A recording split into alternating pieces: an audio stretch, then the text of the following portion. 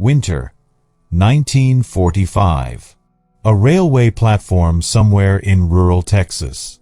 The temperature has dropped below freezing, unusual for this part of the country, but Winter doesn't care about geography. A train pulls into the station carrying cargo that most Americans will never see: German prisoners of war. Women prisoners. But these aren't the prisoners you're imagining. They're not soldiers. They're not spies. Most of them are nurses, auxiliaries, communications workers, women who serve the Nazi war machine in non-combat roles, but who are, nonetheless, prisoners of a nation they've been taught to fear. They step off the train shivering. Their uniforms are thin, designed for European climates, not for the unpredictable cold of an American winter. They're exhausted from weeks of travel across the Atlantic, then across half of America. They're frightened, more frightened than they'll admit to each other. They've heard stories, propaganda stories about what Americans do to prisoners, about cruelty, about revenge, about punishment. And then something happens that none of them expect. Something that will challenge everything they've been taught about their enemies. Something that will stay with them for the rest of their lives. An American soldier, a sergeant, judging by his stripes, walks toward them carrying an armload of heavy wool coats. Not worn-out cast-offs. Not thin, inadequate blankets. Proper winter coats. Warm coats. The kind you'd give to someone you actually cared about. He starts handing them out, one by one. No ceremony. No speeches. No demands for gratitude. Just, here. You'll need this. It's cold. The German women stand there, confused. This doesn't match what they've been told. This isn't how enemies are supposed to behave. One woman starts to cry, not from fear this time, but from something else. Something she hasn't felt in a very long time. Something that feels dangerously close to relief. This moment, this simple act of giving a coat to someone who's cold, contains within it a truth about the American approach to prisoners of war that most people have never heard. It's a truth about policy, yes, but more importantly, it's a truth about people. About the choice to see humanity even in your enemy. About the decision to treat prisoners not as objects of revenge, but as human beings who are cold and far from home. This is the story of German women prisoners of war in America during World War II. It's a story that's been largely forgotten, pushed aside by more dramatic tales of combat and heroism. But it's a story that reveals something essential about what America chose to be during its darkest hour. About what Americans chose to do when they had every justification for cruelty and instead chose compassion. The story of these women, these nurses and auxiliaries and communication specialists who found themselves on the wrong side of history, is not a story about excusing Nazi Germany. Nothing can excuse that regime's crimes. Nothing can minimize the Holocaust or the aggressive warfare or the countless atrocities. But this is a story about what happened when individual Germans met individual Americans under circumstances where cruelty would have been understandable and compassion was unexpected. It's about what happens when policy decisions made in Washington translate into a sergeant on a Texas railway platform handing out winter coats. It's about how moments of humanity can occur even in the midst of total war. The Geneva Convention of 1929 established rules for the treatment of prisoners of war. It required that prisoners receive adequate food, shelter, and medical care. It prohibited torture, humiliation, and cruel treatment. It established that prisoners should be housed in conditions comparable to the captor nation's own troops. America ratified this convention. But ratifying a treaty is one thing. Actually following it, especially when you're fighting an enemy as monstrous as Nazi Germany, is something else entirely. When German prisoners arrived in America, there would have been every emotional, every psychological justification for treating them harshly. For seeking some small measure of revenge for the horrors Germany had unleashed on the world. Instead, America made a choice. A deliberate, policy-driven choice to treat German prisoners, including the women prisoners who are the focus of this story, with a level of care and humanity that shocked the prisoners themselves. This wasn't softness. This wasn't naivete. This was strategic, principled, and ultimately, it was devastatingly effective. Because here's what happened when you treated enemy prisoners with unexpected humanity. You broke them in ways that cruelty never could. You shattered their propaganda-fed beliefs about American barbarity. You created cognitive dissonance so powerful that it literally changed how these prisoners understood the world.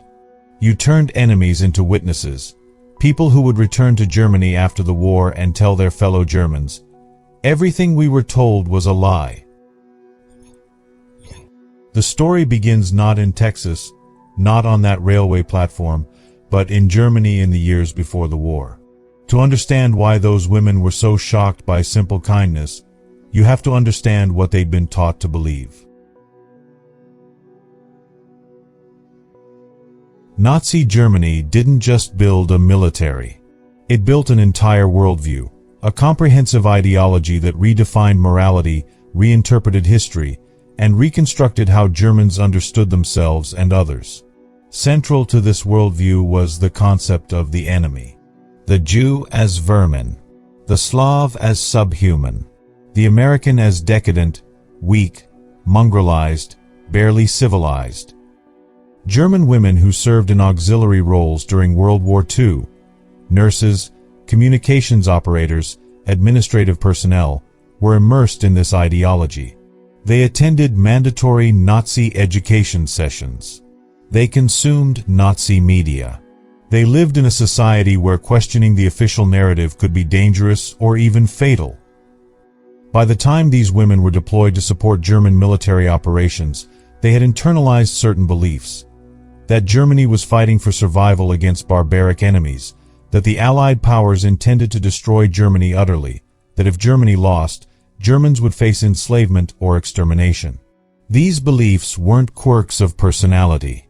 They were the result of systematic, sophisticated propaganda. So when German military units began surrendering in 1944 and 1945, when the war turned decisively against Germany, these women faced a terrifying prospect. They were about to become prisoners of the very enemies they'd been taught to fear. They expected brutality. They expected revenge. They expected to be treated the way Nazi Germany had treated its prisoners, which is to say, horrifically. What they couldn't possibly expect was that they would be treated better than they'd ever been treated by their own government. Let's understand the scale of what we're discussing. During World War II, approximately 425,000 German prisoners of war were held in camps across the United States. The vast majority were men, captured soldiers from the Wehrmacht. But among these hundreds of thousands were several thousand women. Nurses who had served with German military hospitals, auxiliaries who had worked in communications and administration, and a smaller number of women who had served in more direct military support roles. These women posed a unique challenge for American military planners. The existing POW camp system was designed for men. The Geneva Convention's provisions assumed male prisoners. The psychological dynamics of captivity, the relationship between guards and prisoners, the social structures within camps, all of this had been theorized and practiced with men in mind. So what do you do with women prisoners? How do you house them? How do you guard them? How do you prevent the inevitable complications that arise when you have male guards overseeing female prisoners? These weren't just logistical questions. They were moral questions. Questions about what kind of nation America wanted to be. The answers came from multiple levels of the American military and civilian leadership. At the policy level, the decision was made to adhere strictly to the Geneva Convention while actually exceeding its minimum requirements. German women POWs would be housed separately from male prisoners. They would have female matrons to oversee their daily lives, even though male military police would provide external security. They would receive the same food rations as American military personnel. Not starvation rations, not punishment rations, but actual adequate food. And critically, this is where the coat story comes from. They would receive adequate clothing for American weather conditions. This might seem like a minor detail, but think about what it means. These women arrived in America wearing whatever they'd been wearing when captured, often thin European military uniforms completely inadequate for American winters. The minimum required by the Geneva Convention would have been to provide something, anything, to prevent them from literally freezing. Instead, American policy went further. Provide proper winter coats. Provide blankets. Provide shoes that fit. Provide clothing that maintains human dignity. This wasn't required by international law. This was a choice. Why make this choice? The official answer, the one you'd find in military documents from the period, emphasizes practical considerations. Well-treated prisoners don't cause trouble. They don't attempt escape as frequently. They don't resist camp authorities. They provide better intelligence when interrogated. From a purely practical standpoint, treating prisoners well makes military sense. But there's another answer, one that's harder to document but no less real. It's the answer you see in the face of that sergeant handing out coats on the Texas railway platform. It's the answer that reflects something fundamental about American values, or at least about what Americans aspired to be. The challenge wasn't just logistical. It wasn't just about finding enough barracks and coats and food. The real challenge was psychological. It was about maintaining humanity in a situation that dehumanizes everyone involved.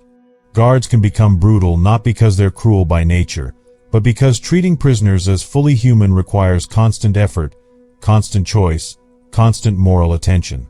Prisoners can become bitter, hostile, resistant, not because they're bad people, but because captivity strips away dignity and hope.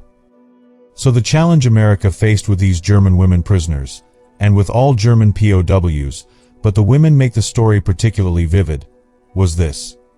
Can you treat your enemies with humanity even when they represent a regime of unprecedented evil?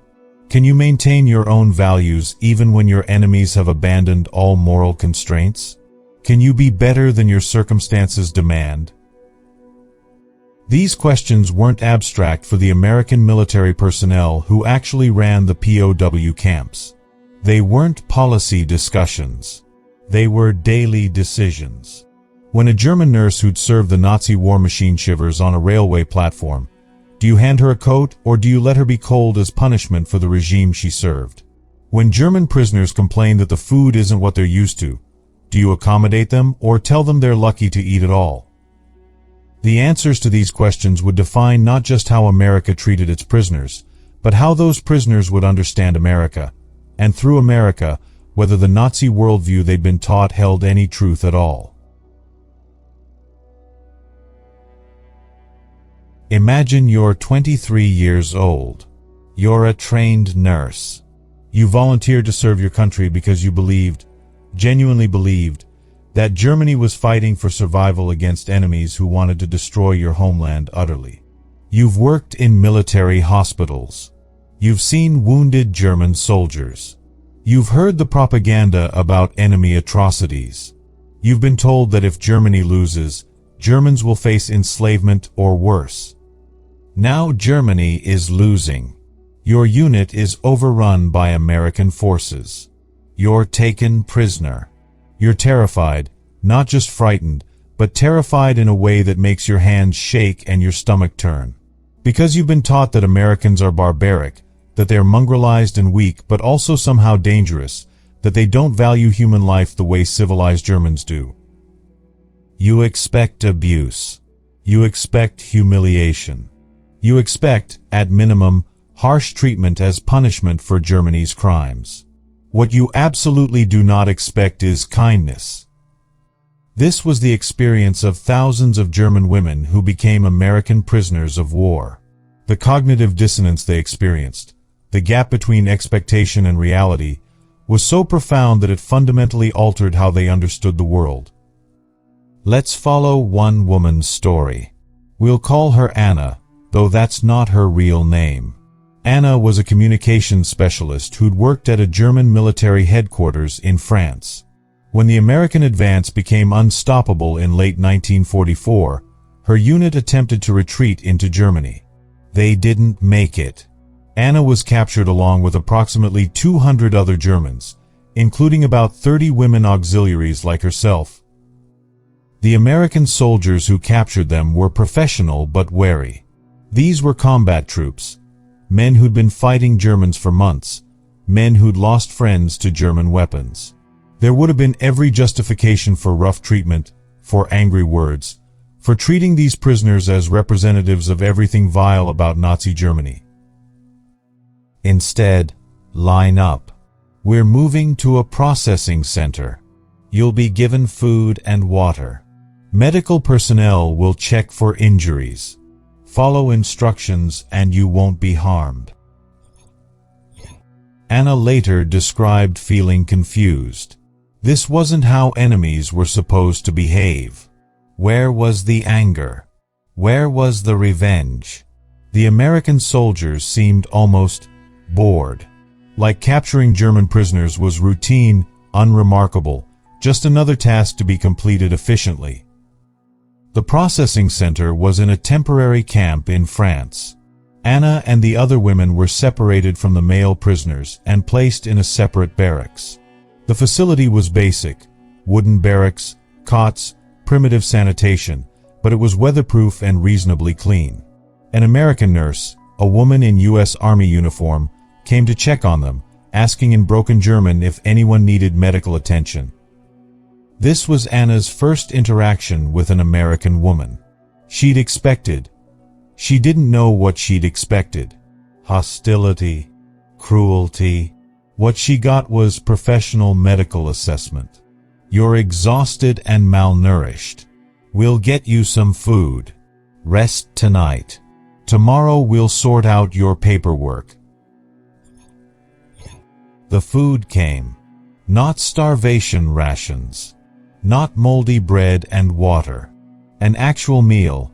Meat, vegetables, bread, coffee. It wasn't gourmet, but it was more food than Anna had seen in months. Germany by late 1944 was running out of everything. Civilians were hungry. Soldiers were hungry. And here were American captors providing captured enemies with more food than they'd had as free women serving their own country. Anna ate slowly, cautiously, waiting for this to somehow be revealed as a trick or a cruel joke. It wasn't. The food was real. The American soldiers guarding the barracks made no demands, no threats. They were just there, doing their jobs, treating the prisoners as people who needed to be contained but not abused. Over the following weeks, as Anna and the other prisoners were moved from temporary camps to more permanent facilities, then eventually transported to America, this pattern repeated. Not once, not a single time, did Anna experience the cruelty she'd been taught to expect.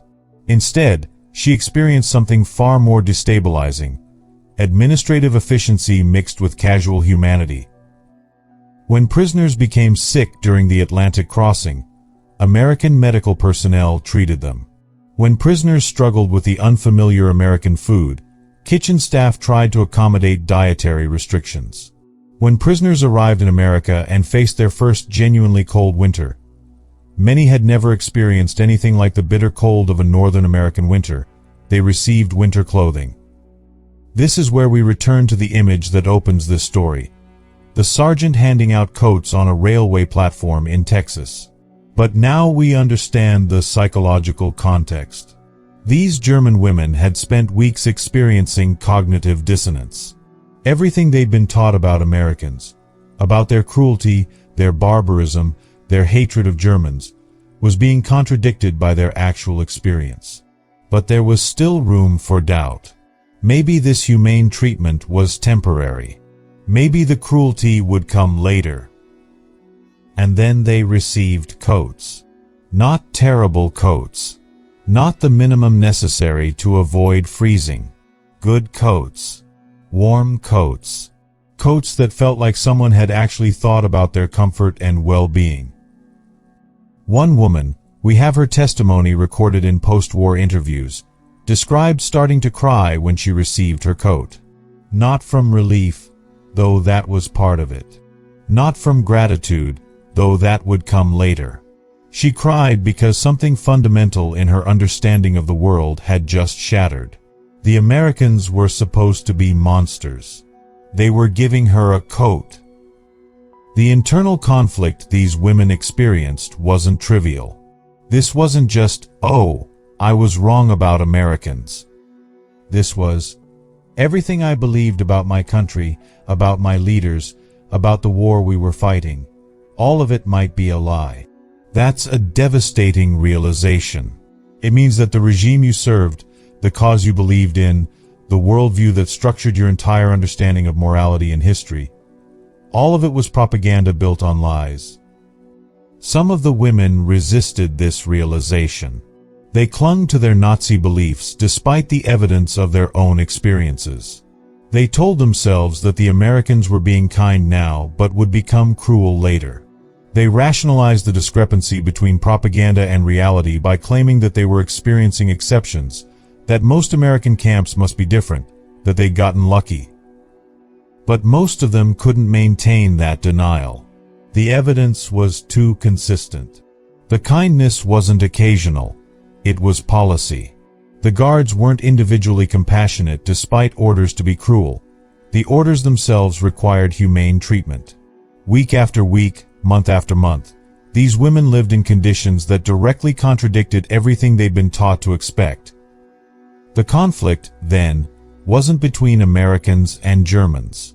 At least, not in the conventional sense. The real conflict was internal.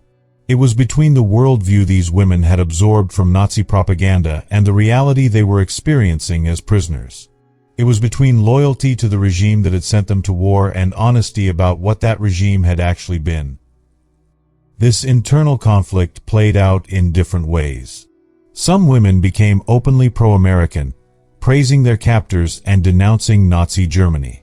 Others remained quiet, processing their confusion privately. Still others became angry, not at the Americans, but at the Germans who had lied to them, who had sent them to war based on propaganda that turned out to be false. The American camp administrators understood this dynamic.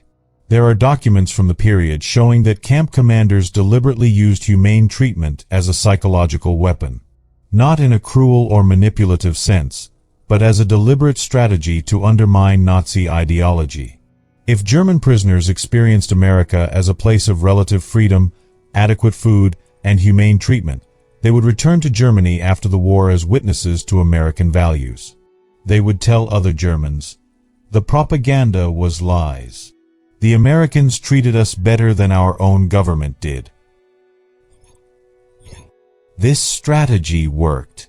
Post-war surveys of returned German POWs showed that the vast majority had positive views of America and Americans. Many credited their time in American POW camps with teaching them about democracy and human rights. Some became advocates for German-American friendship after the war. The women prisoners, in particular, often described their captivity in America as a time when they learned what real civilization looked like, not through lectures or propaganda, but through daily experience of being treated with dignity. But in the moment, in that winter of 1945, shivering on railway platforms, receiving coats from enemy soldiers, these women were just confused, frightened people trying to make sense of a reality that contradicted everything they'd been taught. The coat wasn't just a coat. It was a challenge to their entire understanding of the world. And that challenge, multiplied across thousands of interactions over months of captivity, would fundamentally alter who these women were and what they believed about their former enemies. By the spring of 1945, the patterns were established. German women POWs in American camps lived under conditions that would have been unimaginable to them before their capture. They had adequate food, often better food than American civilians received during wartime rationing. They had proper housing. They had medical care. They had winter clothing. They even had opportunities for education and recreation that many hadn't experienced even before the war. The camp at Como, Mississippi, housed several hundred German women prisoners. The facility had been converted from a former military training base. The women lived in barracks that were heated in winter, cooled in summer with fans, and maintained to reasonable standards of cleanliness. They received regular mail from home, censored but delivered. They could write letters to family members. They had access to a library. They could attend religious services. Compare this to how Soviet, Polish, or Jewish prisoners were treated in German camps. Compare it to the starvation, the abuse, the casual murder that characterized Nazi prisoner policies. The contrast is so stark that it seems almost obscene to discuss German prisoners receiving good treatment while their own nation was perpetrating genocide. But that contrast is precisely the point. America's decision to treat German prisoners humanely wasn't about the Germans deserving it. It was about what kind of nation America chose to be. It was about adhering to principles even when your enemy abandons all principles. It was about maintaining your own humanity even when fighting an inhuman regime. The immediate impact on the women prisoners was psychological transformation. Month by month, their understanding of the world shifted. The Nazi propaganda that had shaped their thinking crumbled under the weight of contradictory evidence. They began to question not just American enemy propaganda, but everything they'd been taught about the war, about Germany's role in it, about the regime they'd served. Some women went further. They began to actively reject Nazi ideology, to see it for the poison it had been. They started to understand, really understand, what Germany had done, what the Holocaust meant, what aggressive warfare had cost, what the Nazi regime had actually been, not the savior of German civilization, but its destroyer. This transformation didn't happen to every prisoner. Some remained committed to Nazi beliefs despite everything. Some were too psychologically invested in the regime to admit they'd been wrong. Human psychology doesn't change overnight, even under ideal conditions. But for many, probably for most, the experience of being treated humanely by Americans fundamentally altered their worldview. And when these women returned to Germany after the war, they brought that altered worldview with them. The broader impact on post-war Germany is harder to quantify but nonetheless real. Hundreds of thousands of German POWs returned from American captivity with stories about how they'd been treated. These stories circulated. They influenced how Germans understood America and Americans. They contributed to the relatively rapid reconciliation between West Germany and the United States after the war. Consider the counterfactual. What if America had chosen cruelty? What if the response to those shivering women on the railway platform had been, "You're prisoners of a nation that started this war. You represent a regime that committed genocide. You deserve to be cold"? That response would have been emotionally understandable. It would have been morally defensible. And it would have been strategically catastrophic. Because cruelty breeds cruelty. Abuse hardens people.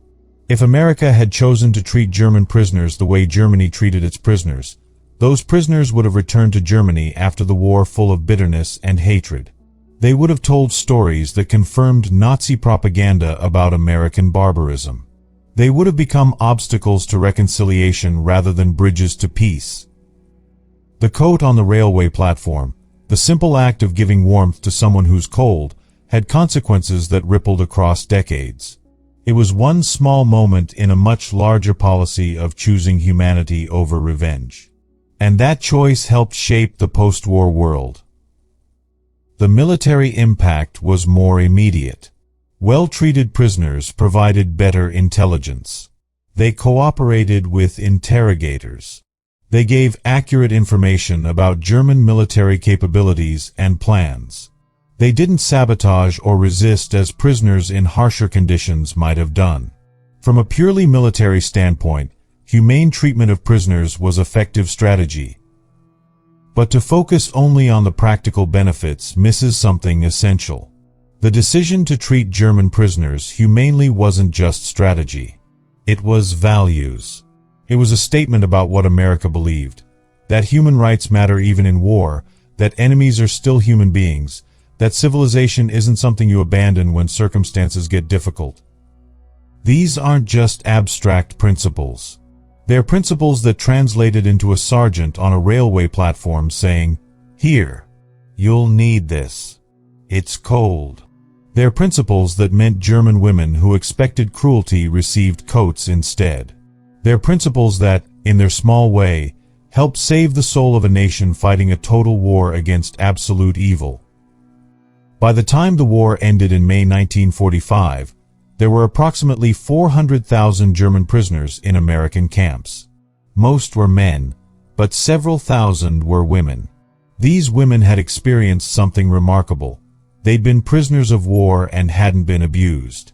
They'd been enemies of America and had been treated with dignity. The resolution of their stories varied. Most were repatriated to Germany between 1945 and 1947, as the logistics of returning hundreds of thousands of prisoners were gradually worked out.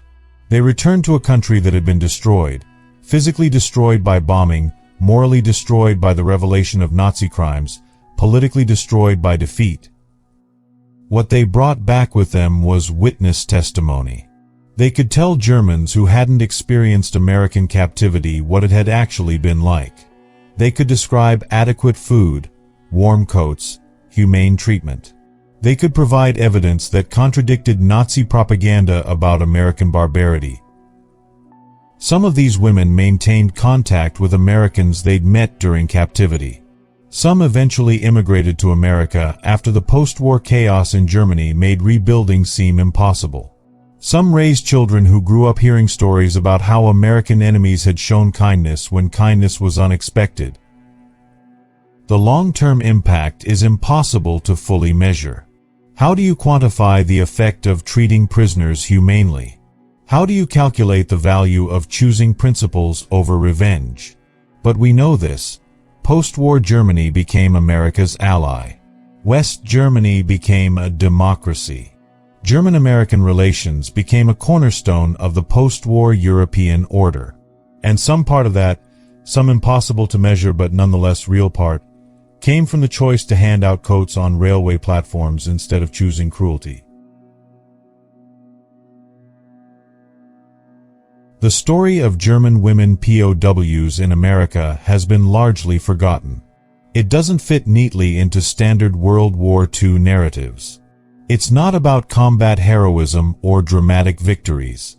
It's about policy decisions and daily interactions and the slow transformation of worldviews through accumulated experience. But the story matters because it reveals something essential about how America chose to fight World War II. Yes, America mobilized unprecedented military force. Yes, America contributed to the destruction of Nazi Germany through strategic bombing and ground combat. But America also chose to maintain certain principles even while fighting total war. The principle that prisoners of war deserve humane treatment isn't just a Geneva Convention technicality. It's a moral statement about the limits of warfare, about what remains unacceptable even when fighting an enemy as monstrous as Nazi Germany. By adhering to this principle, not perfectly, not without failures and exceptions, but as a matter of policy, America made a statement about its own values. This matters for several reasons. First, it matters historically. Understanding how America treated German POWs helps us understand how America understood itself during World War II.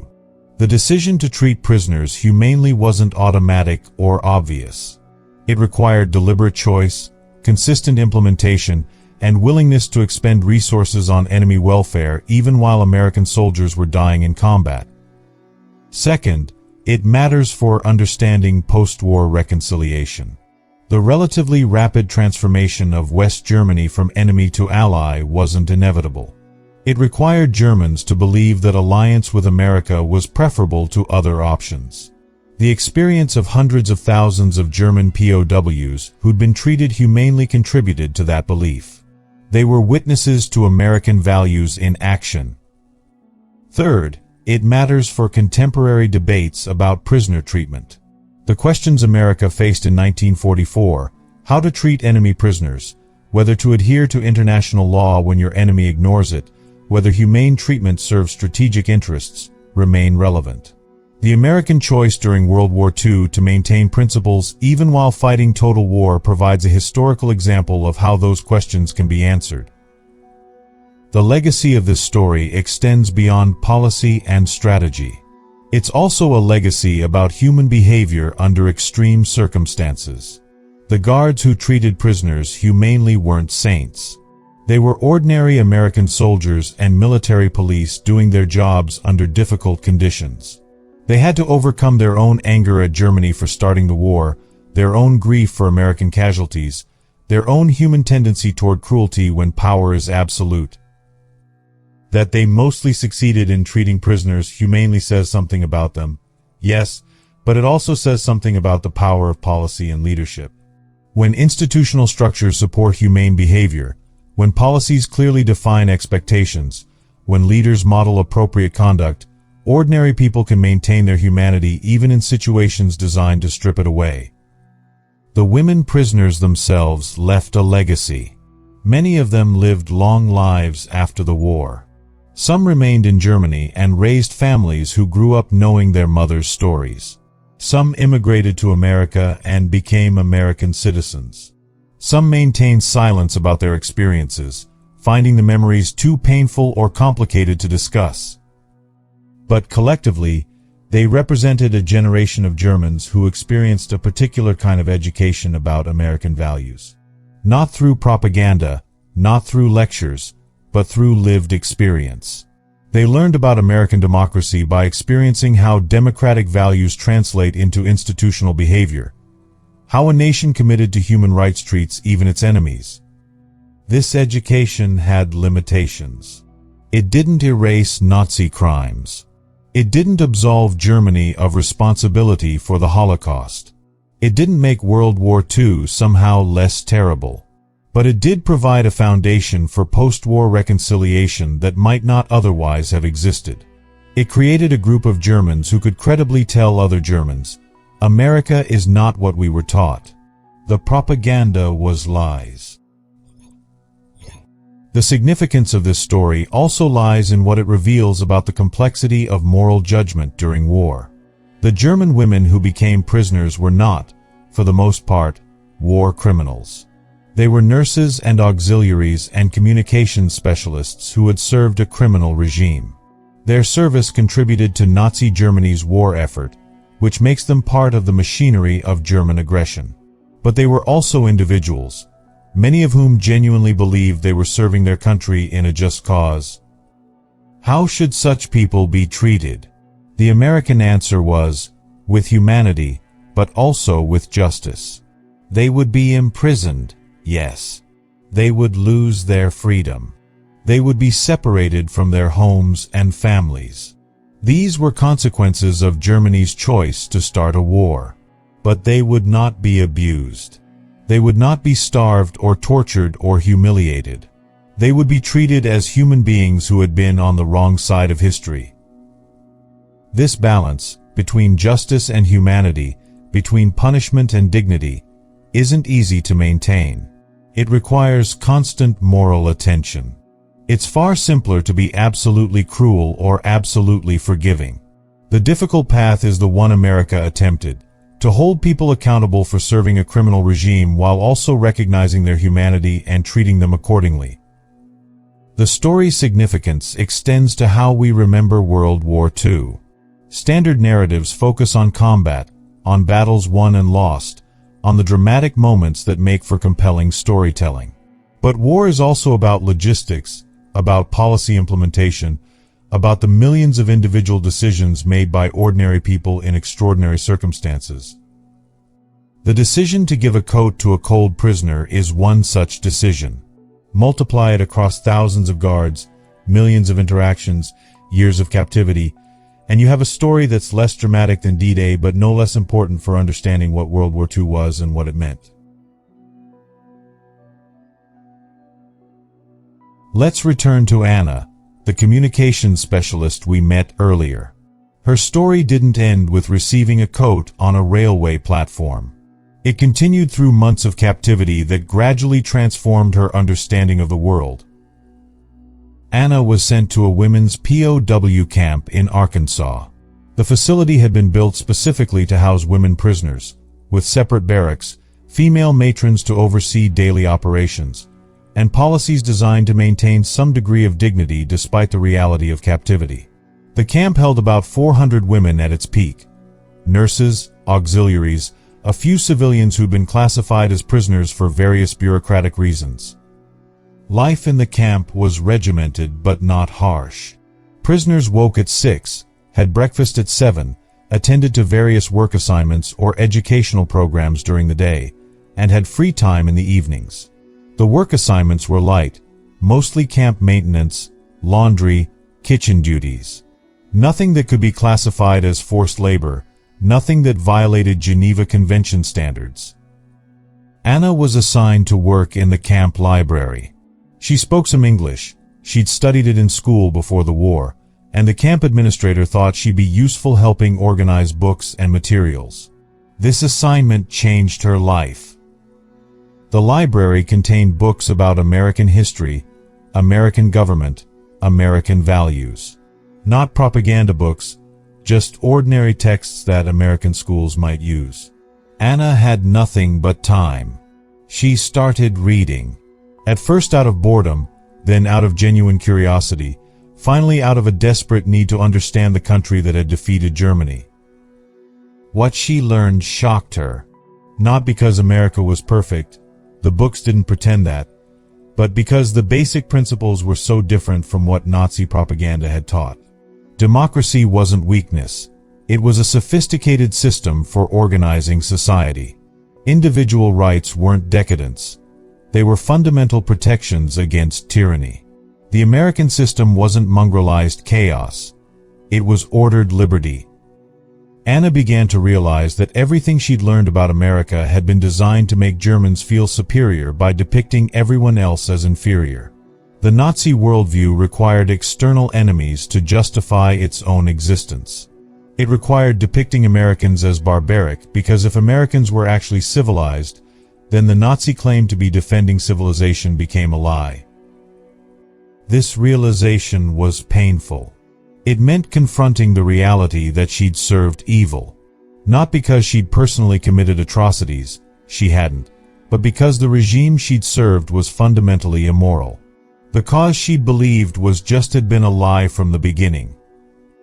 Other women in the camp went through similar transformations, though each woman's journey was unique. Some came to reject Nazi ideology quickly, embracing their captors' values almost desperately. Others resisted longer, clinging to fragments of the worldview they'd been taught. A few never changed, maintaining until their deaths that Germany had been right and the world had been wrong. But the environment of the camps encouraged change. The daily experience of being treated humanely created psychological conditions where change was possible. Women who might have remained committed to Nazi beliefs if they'd experienced cruelty instead experienced something that made Nazi propaganda impossible to maintain. They experienced American values in action. One woman, we have her testimony recorded decades later, described a moment that crystallized her transformation. She'd gotten sick, nothing serious but uncomfortable. An American military doctor examined her, prescribed medication, checked on her recovery. The doctor was professional, competent, kind. He treated her exactly as he would treat an American soldier. This woman realized, he's taking care of me because I'm a human being who's sick, not because of my nationality or my politics or whether I deserve it. Just because I'm sick and he's a doctor and that's what doctors do. That moment, That simple recognition of being treated according to universal principles rather than tribal loyalty broke something in her. She cried for hours that night, mourning the years she'd wasted serving a regime that had no conception of universal humanity. Not all the stories are so dramatic. Many women simply lived through their captivity, adapted to the routines, and gradually came to accept that Americans weren't the monsters they'd been taught to fear. The transformation happened slowly, through accumulation of ordinary experiences that contradicted Nazi propaganda. The women formed communities within the camps. They supported each other, shared resources, created social structures that helped them cope with captivity. Some of these friendships lasted lifetimes. Decades after the war, former prisoners would correspond with each other, reminisce about their time in America, and share how that experience had shaped their lives. Some women fell in love with American guards. This was forbidden by military regulations. Fraternization was strictly prohibited, but human emotion doesn't follow regulations. Some of these relationships were shallow and opportunistic. Others were genuine. A few resulted in marriages after the war, when the women were repatriated and could return to America as civilians. These personal connections humanized both sides. American guards who got to know individual prisoners as people, who learned their names, their stories, their hopes and fears, found it harder to maintain the psychological distance that makes cruelty possible. German prisoners who saw American guards as individuals rather than faceless enemies found it harder to maintain their hatred. Consider Maria, a nurse who'd worked in a German military hospital in Italy. She was captured in 1944 and spent nearly 2 years in American captivity. During that time, she worked in the camp infirmary, where her medical training was valued. She worked alongside American medical personnel, learning American medical techniques, seeing how American military medicine operated. Maria described her experience years later.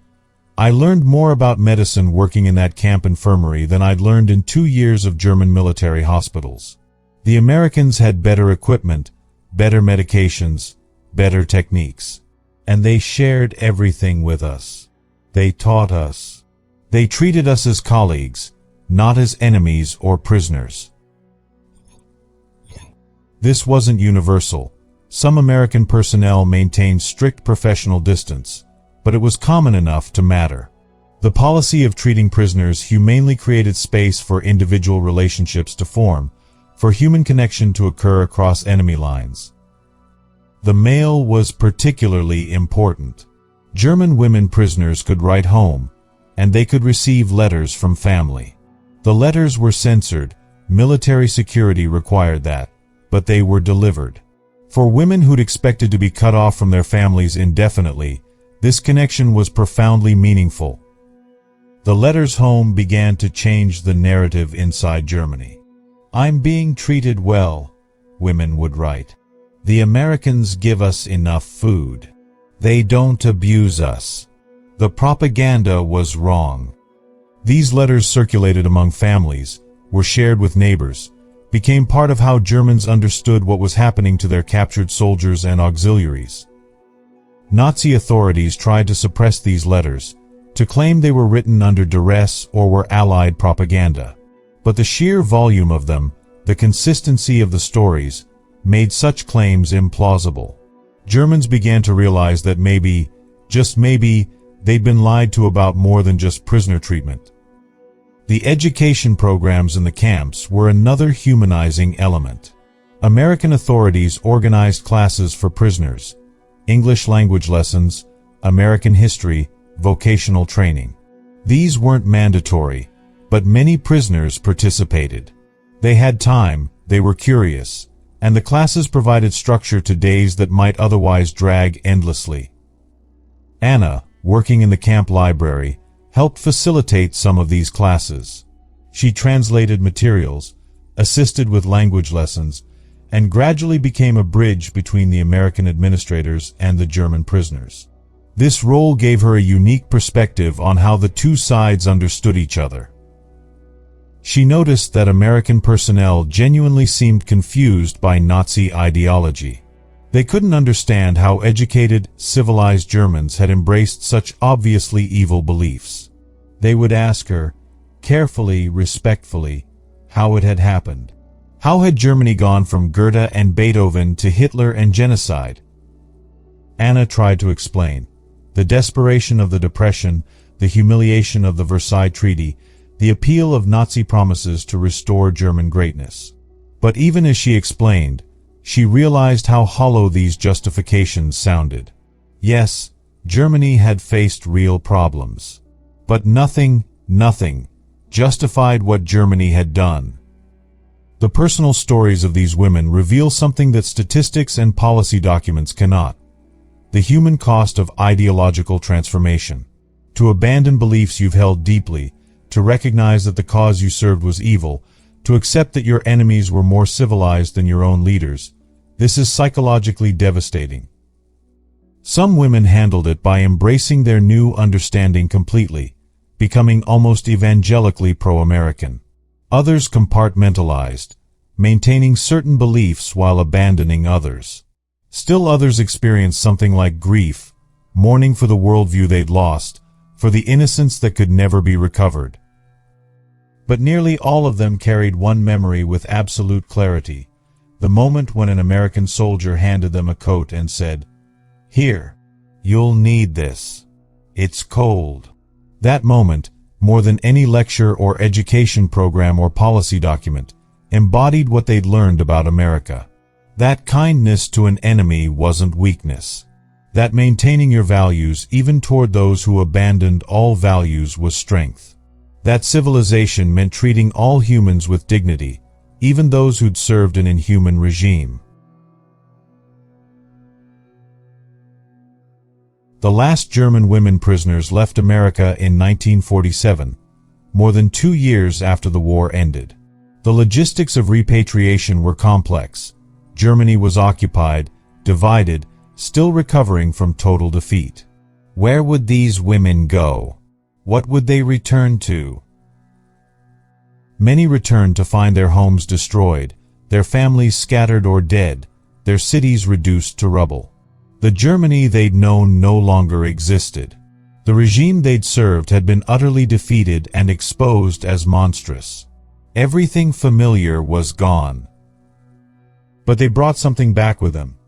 An understanding that the world was more complex than Nazi propaganda had taught, that enemies could be humane, that American values, democracy, individual rights, human dignity, actually meant something. They brought witness testimony that would help shape how post-war Germans understood America and themselves. The story of German women POWs receiving coats from American soldiers is not a story about forgiveness. America didn't forgive Nazi Germany. How could anyone forgive the Holocaust? This isn't a story about excusing what Germany did or minimizing German crimes. This is a story about choice. About the choice to maintain your values even when fighting total war against absolute evil. About the choice to treat prisoners humanely not because they deserve it, but because of who you choose to be. About the choice to see humanity even in your enemies, not to excuse their actions but to maintain your own soul. That sergeant on the railway platform in Texas didn't know he was making history. He was following orders. Distribute winter clothing to incoming prisoners. Standard procedure. Nothing dramatic or heroic about it. Just doing his job. But that job, that simple task of handing out coats to cold prisoners, was part of something larger. It was part of America's decision to fight World War II in a particular way. To mobilize total military power while maintaining certain moral limits. To destroy Nazi Germany while not becoming like Nazi Germany. To win the war without losing what made victory worth pursuing. This wasn't easy. It would have been emotionally simpler to be cruel to German prisoners, to seek revenge for Nazi crimes through abuse of captured enemies. Many Americans wanted exactly that. But American policy chose differently, and American personnel implemented that choice through millions of individual actions. The German women who received those coats lived with that memory for the rest of their lives. Some raised children who heard the story, When I was a prisoner in America, an American soldier gave me a coat because I was cold. That's when I realized everything we'd been taught was a lie. Some told their grandchildren, I learned what democracy meant not from books but from being treated with dignity by people who had every reason to hate me. The impact is impossible to quantify. How many Germans were influenced by these stories? How much did the experience of returned POWs contribute to West Germany's embrace of democracy and alliance with America? We can't know precisely, but we know the stories circulated, influenced attitudes, shaped how Germans understood their former enemies. We also know that the choice to treat prisoners humanely served American interests. It provided better intelligence, prevented resistance and sabotage, facilitated post-war reconciliation. But to focus only on strategic benefits misses the moral dimension. America chose to treat prisoners humanely not just because it was practical but because it was right. Because maintaining civilized values even while fighting barbarism is what civilization means. Today, the story of German women POWs in America is largely forgotten. It doesn't fit standard World War II narratives of combat heroism and dramatic victories. It's not exciting enough for movies, not simple enough for sound bites. It's just a story about people being decent to other people even when decency wasn't required or expected. But that ordinariness is what makes the story important. Heroism isn't just about dramatic moments of courage. Sometimes heroism is just following the rules when breaking them would be easier. Sometimes it's just treating people with dignity when you have every justification for cruelty. Sometimes it's just handing a coat to someone who's cold and saying, "Here, you'll need this." The women who received those coats are mostly gone now. The soldiers who gave them are gone too. But the legacy remains. It remains in the historical record, in the memoirs and testimonies they left behind. It remains in the post-war German-American relationship that those experiences helped build. It remains in the example they set for how nations can fight total war while maintaining their values. This is why we tell this story. Not to glorify America. America made plenty of mistakes during World War II and after. Not to minimize Nazi crimes. Nothing can minimize the Holocaust or German aggression. We tell this story because it reveals something true about human nature and human choice. We are capable of terrible evil. Germany proved that. But we're also capable of maintaining humanity even in circumstances that seem designed to strip it away. America proved that. Not perfectly. There were failures and abuses and moments when American personnel chose cruelty over compassion. But as a matter of policy, as a deliberate national choice, America chose to maintain civilized values even while fighting a war against barbarism. That choice mattered then. It matters now. It matters whenever we face the question, how do we treat our enemies? When we have power over others, when we have every justification for cruelty, when our own anger and grief push us toward revenge, what do we choose? The answer America gave in 1945 was, we choose civilization. We choose to be better than our circumstances demand. We choose to maintain our values even when our enemies have abandoned all values. We choose to give coats to cold prisoners, to feed hungry enemies, to treat all humans with dignity regardless of what their government has done. That sergeant on the railway platform probably never thought about the larger implications of his actions. He was just distributing winter clothing, following procedure, doing his job. But his job, multiplied across thousands of personnel over years of captivity, amounted to something profound. It amounted to America maintaining its soul while fighting total war. The German women who received those coats understood this, even if the soldiers giving them didn't. They understood that they were experiencing something unprecedented in their lives. They were experiencing what it means when a nation's stated values actually guide its actions. When principles aren't just propaganda but actual policy that shapes how people are treated.